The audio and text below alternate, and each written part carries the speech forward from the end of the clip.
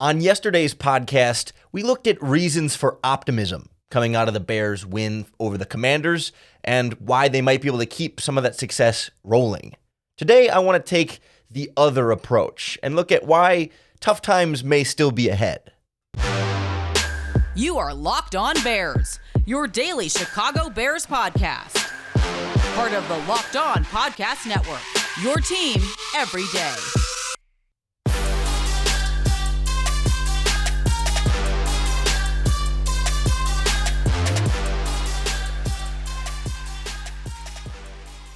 This is Locked On Bears, and I'm your host, Lauren Cox. I'm here to bring you your daily, in-depth Chicago Bears news and analysis. You can follow me on Twitter at CoxSports1. You can follow the podcast on Twitter at Locked On Bears. You can like Locked On Bears on Facebook. Join the Locked On Bears Facebook group for even more Bears talk.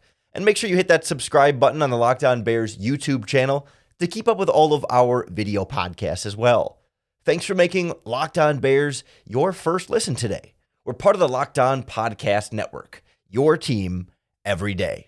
And on the show today, I want to look at signs of, hey, maybe things aren't all figured out just yet, that this team does still have a lot to prove. It's not to say that they won't be able to sustain some of the success that they had against the Commanders, but why maybe we shouldn't get our hopes up too high just yet until this team can really more consistently prove that they're turning a corner to us instead of just beating a fairly bad Washington Commanders team and, of course, only almost beating a pretty bad Denver Broncos team.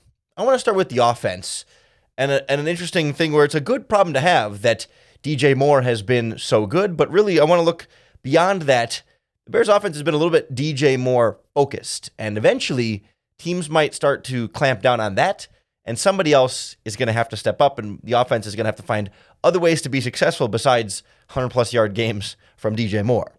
I also want to look at this Bears defense still being surprisingly vulnerable against a not great Washington Commanders offense after blowing it against the Denver Broncos as well. And even though they held them to only 20 points, there's still some signs of weakness underneath what the scoreboard actually said. And then I also want to look ahead to hey, also just in general, the quality of opponents is going to get better, even beyond what their win-loss records might say in terms of how these teams match up with the Chicago Bears. But I want to start with this offense because things have been clicking the last two games against the Denver Broncos and the Washington Commanders. Justin Fields looks confident, calm, collected, decisive, effective as a quarterback, and that has been, not contingent on the receiver that he's throwing to. He looked calm, collected, throwing to everybody that he's throwing to in this offense. He started 16 of 16, and those passes were going to a lot of different players against the Denver Broncos. But this Bears offense has largely been focused on, predicated on, and carried by the success of DJ Moore the last 2 weeks. Against Denver, it was 8 catches for 131 yards and a score. And against Washington, it was another 8 catches for 230 yards and 3 touchdowns. And that's been great, and that's everything we've wanted to see. We wanted to see the Bears get DJ Moore more involved in the offense, make him more of a focal point of this offense. But it does feel like, especially against the Commanders, there was a certain reliance on DJ Moore where it felt like they weren't getting much else from very many other players, particularly in the receiving game, right? The Bears have still been able to run the ball pretty effectively with Herbert, with Roschon Johnson, although both guys are injured, so it might be Dante Foreman. I'm not as worried. They should still be able to run the ball, plus Fields as a runner as well. But against the Commanders, no other Chicago Bears wide receivers caught a pass in that game. Cole Kmet had 5 catches for 42 yards. Robert Tonyan had a couple of catches. But it wasn't like Darnell Mooney was out there balling, or Equanimous St. Brown was out there balling. Even against the Denver Broncos the week before, Darnell Mooney had 4 catches for 51 yards. That was fine, but really your number 2 option right now has been Cole Kmet, and that's fine, but it just seems to me as you go through the schedule here, and we'll get into some of the specific teams in a little bit, but good defensive coordinators kind of figure out what you're good at and try and take that away. We've seen teams be successful at trying to, if there's a number 1 receiver out there, whether it's straight up double teaming him or putting your number one corner on him in shadow coverage or, doing a little bit more cloud coverage. There's different things you can do defensively to try and take a weapon away. And certainly then if you do that defensively, it leaves you vulnerable to being attacked then in other areas because you're committing so much attention or, manpower towards trying to stop that one receiver or that one weapon. And the Bears will still need to sort of, again, reprove that they can win without a monster performance from DJ Moore, because the offense really hasn't been able to do anything consistently this season, except for in the 2 games when DJ Moore has monster performances. And as good as DJ Moore is, and as much as I like DJ Moore as a player, he can't do 230 yards every week. He can't even do 150 yards every week. I mean, he's a guy who, over the course of his career, he averages 67 yards per game. In Carolina, it was 65 yards per game exactly over those few seasons. So, over the course of the year, you're going to average back out something closer to that number in an average game. And can the Bears get enough elsewhere going on offense to step up and produce at a high level? We saw it for a stretch last season when guys like Equanimous St. Brown and like Dante Pettis would randomly have a big catch for a touchdown. And like when they didn't have weapons, they were able to find different ways to make it work. They need to be able to do that again, and they still need to prove to us again that they can do it. I'm a big Darnell Mooney fan, and I have a lot of faith in Darnell Mooney as a player and someone who I trust. I mean, he's been a 1,000-yard guy. I think he is still underrated as a wide receiver. And I want to be the one who sits here and says, oh yeah, if they take away DJ Moore, Darnell Mooney is going to go off for 100+ yards. Like, he's a guy who has done that before, but he only has 100 yards receiving on the year. He only has 8 catches on the year in 5 games. And this is not to be critical of Darnell Mooney. To me, this is not a Darnell Mooney problem. It's not that I don't think Darnell Mooney is capable. It's that I need to see the Bears offense be capable of getting him involved and having a successful passing attack through him if teams are going to be able to do more to take away DJ Moore. I don't think Cole Kmet is enough of a difference maker and a playmaker at a tight end. I think he has benefited from DJ Moore's success the last couple of games. He's been the primary benefactor of that, and maybe that's a sign that they can also put Darnell Mooney in a position to have some of that beneficiate. What's the verb there? To have the noun there, to have the benefit. Wow, to have the benefit. That's the word I was looking for. To have the benefit of, yes, DJ Moore gets all this attention. Somebody else make a play and have other people be effective in this offense. Darnell Mooney is fully capable of that, but I need to see the Bears offense really put him in that position to be successful. Because all of a sudden, with Chase Claypool off the team and he was struggling anyway, it's not like you got a bunch of depth at pass catcher, right? We like Moore, we like Mooney. Then at wide receiver, it's a bunch of guys who got a lot to prove. St. Brown, Tyler Scott, Bayless Jones, nothing really proven there.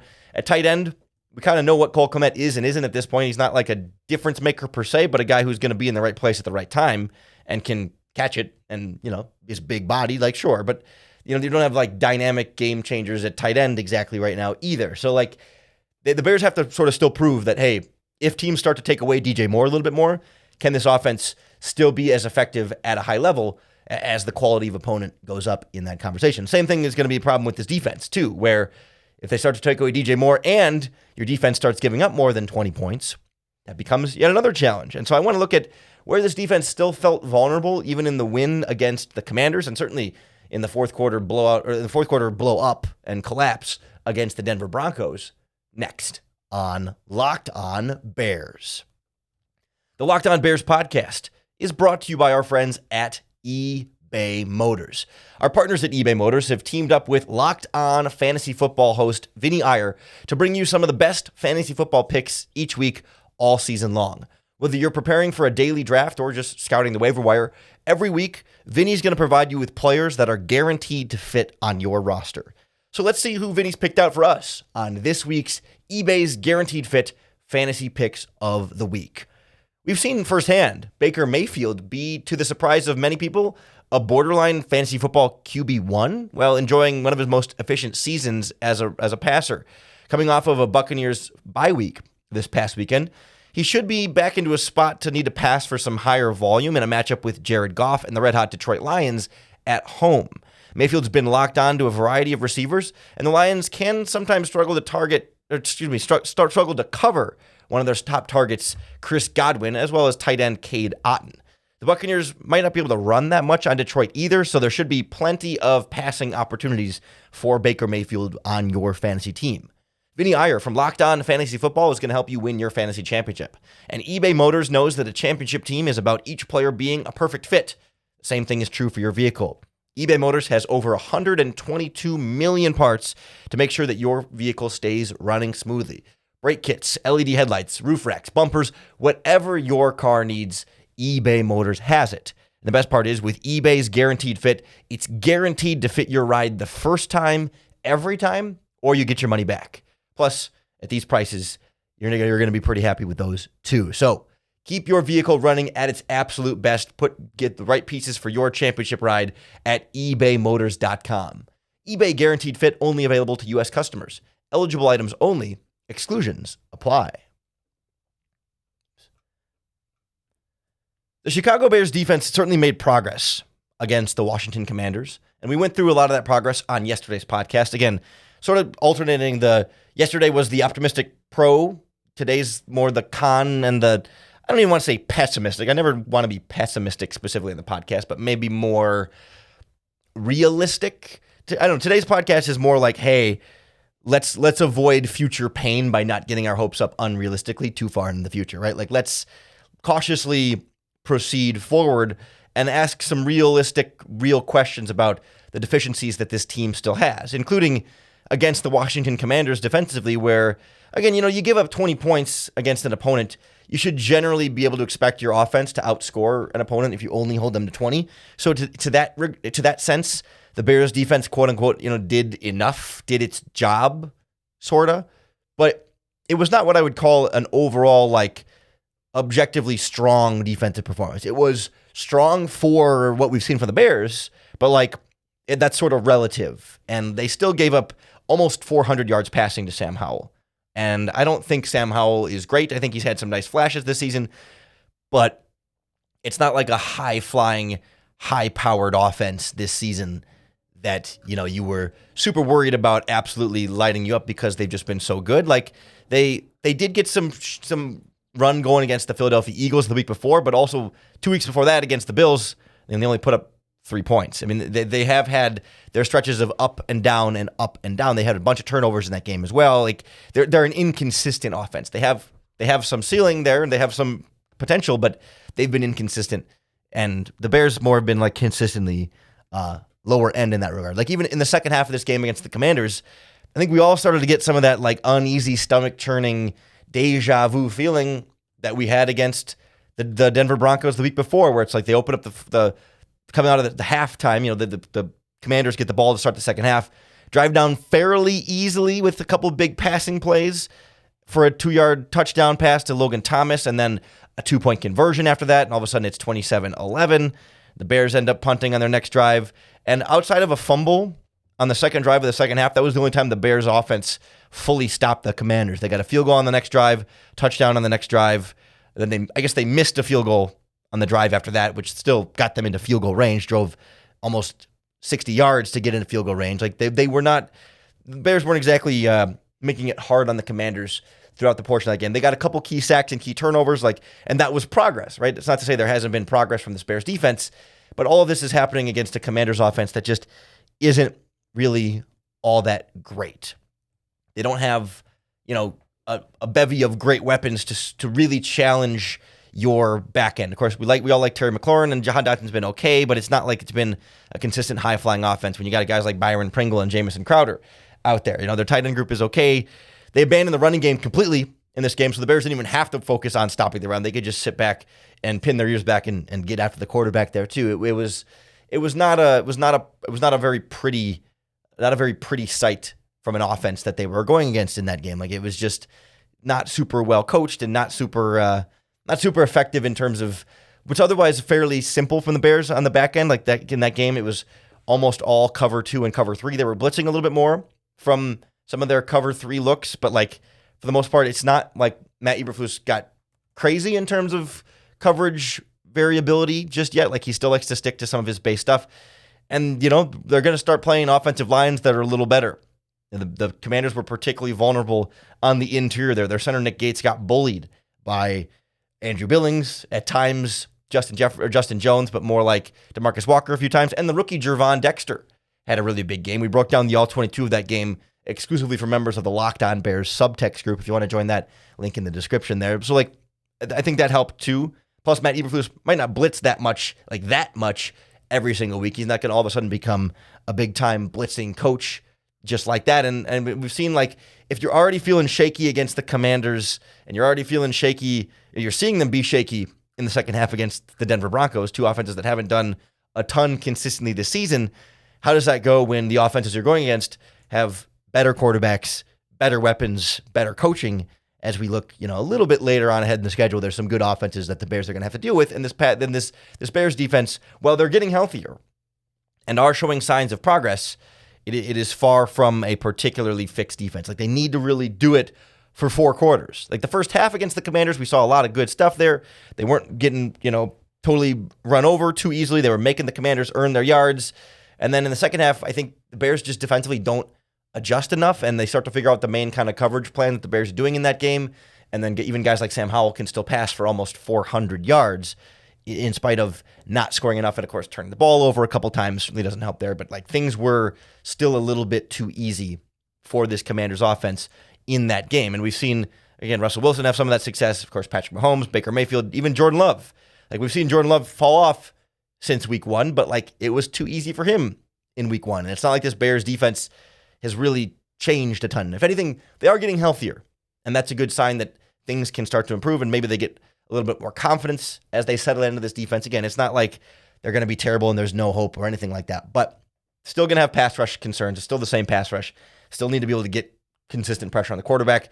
Still need guys in the secondary to hold up, to make big plays, to try and, if they can keep generating turnovers like that, it starts to become a different story. But the Bears still need to prove it. And that's kind of the bigger point of today's podcast, right? It's not that, oh, hey, yes, we all know this team is not very good, but also if they can prove it over the course of the next couple of games and start to string success together and build on what we've seen in the recent weeks, then you can start to have a little bit more confidence to say, okay, maybe they are getting better at this point. But until we start to see more of that, we have to go in with low expectations, and maybe we can be pleasantly surprised by this Bears defense the same way we've been pleasantly surprised by this Bears offense. The problem I think that I'm most concerned about is not so much the Bears doing things much differently, but their opponents doing things differently and essentially being higher quality of opponents. Even though the next 2 teams look like beatable teams, I think there's still some signs that maybe they're not. They are certainly beatable teams, but maybe they're not as quote-unquote easy as they might look on paper or when you just glance at the schedule. But we'll look at what's in store with the Minnesota Vikings this week and the Las Vegas Raiders the following week next on Locked On Bears. The Locked On Bears podcast is brought to you by our friends at Jase Medical, makers of the Jase case. And the Jase case provides 5 life-saving antibiotics for emergency use. It's a great way to make sure that you're always prepared no matter the situation. There's all sorts of supply chain shortages.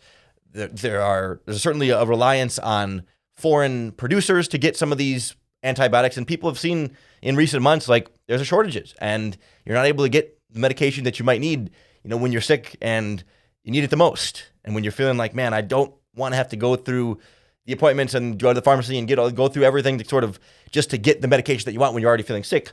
You can get yourself a Jase case and have access to the life-saving medication that you need whenever you need it. It's super simple. You go online, you fill out a form, and then you get a prescription with that medication sent right to your door. It's peace of mind that you're not just hoping that you have access to medication in an emergency. Jase Medical makes sure that you have the medication on hand.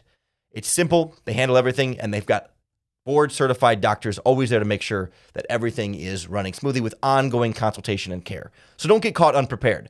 Get $20 off these life-saving antibiotics today from Jase Medical by using our promo code LOCKEDON at checkout on jasemedical.com. That's JASE medical.com, promo code LOCKEDON. The Chicago Bears looked a lot better against the Denver Broncos, and even more better, even more solid, even more consistent, finishing for 4 quarters against the Washington Commanders. But the road's going to get a little bit more rough from here. Keep in mind, the Denver Broncos have looked throughout this season as one of the worst teams in football. Their only win against the Chicago Bears, the worst defense in the NFL, and an offense that has struggled. And everyone's. I mean, the sky is falling in Denver. Certainly, we don't have to rehash that the Denver Broncos are bad. The Washington Commanders are 2-3, and people say, oh well, they did play the Philadelphia Eagles really tight in overtime the week before, but their only 2 wins this season are the tanking Arizona Cardinals and the now tanking Denver Broncos. Otherwise, they got smoked by the Bills and lost to the Philadelphia Eagles, and of course, then lost to the Chicago Bears. So it's not like they're some proven really good team. They're also a team that has struggled to finish games and really look like a team that can play consistently for 4 quarters. Those are the 2 games the Bears have looked pretty good in. Maybe they had a whisper there against the Tampa Bay Buccaneers, but again, the Packers and Chiefs pretty well handled business in those games. Now you go on to a Minnesota Vikings team that you again say, oh wow, they're 1-4. The only team they've beat were the Carolina Panthers in week 4. And the Carolina Panthers are winless. They're worse than the Chicago Bears in terms of the win-loss record right now.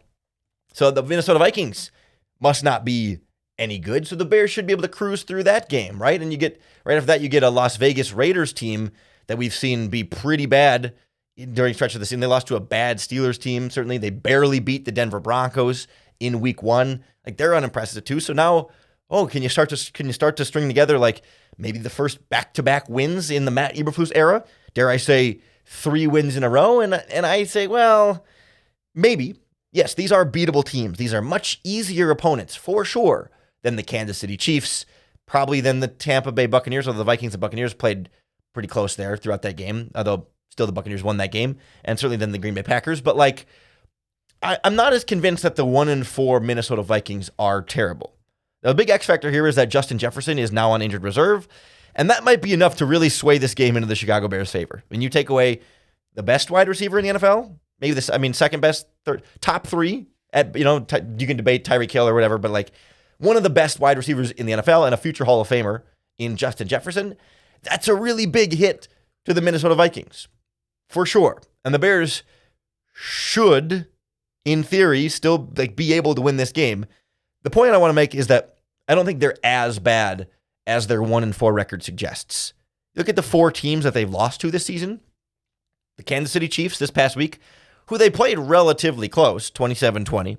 They lost to the Los Angeles Chargers, who we know can shoot it out with anybody. Maybe they're not great by any means, but they're a team that's formidable. They put up a lot of points. Their defense has been bad, but they can go shot for shot with anybody. They lost to the Philadelphia Eagles, one of the best teams in the NFC, and the Tampa Bay Buccaneers, who we've also seen be formidable and look like they're on their way to either win their division or at least go on a potential playoff run. So the Vikings' 4 losses have been to 4 teams that are quality opponents, right? They have not lost to they beat the Panthers, right? They're not losing to the Broncos or the Cardinals or the Raiders. They're not losing to teams that we think of as being bad. They're losing to teams that may have lost to 4 playoff teams when it's all said and done. We'll see how things play out for the Chargers and the Bucs, but 4 contending potential teams is who they've lost to. And the main reason they lose these games is because they just can't stop turning the ball over. And it's not because Kirk Cousins isn't throwing well. He was leading the league in passing for a while. He might still be. I think he might have fallen off there.